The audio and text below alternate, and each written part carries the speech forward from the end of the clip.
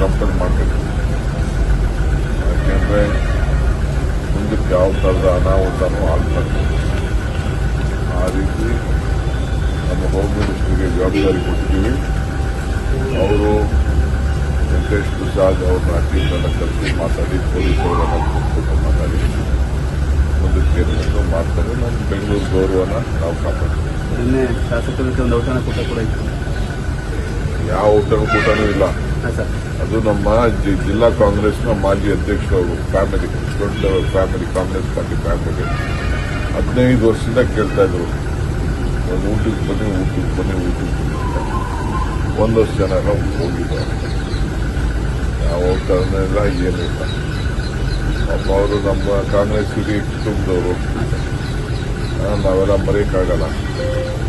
ಈಗ ನೋಡಿ, ಈಗ ನಮ್ಮ ಹುಡುಗನೆಲ್ಲ ಬಂದವನೇನು ಒಂದು ಕೆಲಸ ಮಾಡ್ತಾವನಿಲ್ಲಿ. ನಮ್ಮನೆ ಊಟ ಇವತ್ತು ತಂದು ಕೊಡ್ತೀನಿ, ರಾಗಿ ಮುದ್ದೆ ಉಪ್ಸಾರು ಅಂತ ಹೇಳ್ತಾವನೆ. ಬೇಡ ನಂಗಾಗಿತ್ತಾ? ನನಗೆ ದಿನ ಒಬ್ಬರು ಊಟ ತಂದು ಕೊಡ್ತಾ ಇದ್ದಾರೆ ಲೋಕಲ್ ಅವರು, ನಮ್ಮ ಕ್ಷೇತ್ರದವರು. ಹಂಗೆ ಅವರು ಪ್ರೀತಿಯಿಂದ ಕರೀತಾರೆ. ಒಂದೊಂದು ದಿನ ಹೋಗೋದು. ನಾಳಿದ್ದು ನಮ್ಮ ಸೇಟ್ ಕರೆದವ್ರೆ, ಆಸು ಸೇಟ್ ಕರೆದವ್ರೆ, ಫಿರೋಜ್ ಸೇಟ್ ಕರೆದವ್ರೆ. ಹಂಗೆ ಒಂದೊಂದು ದಿನ ಹೋಗೋದು.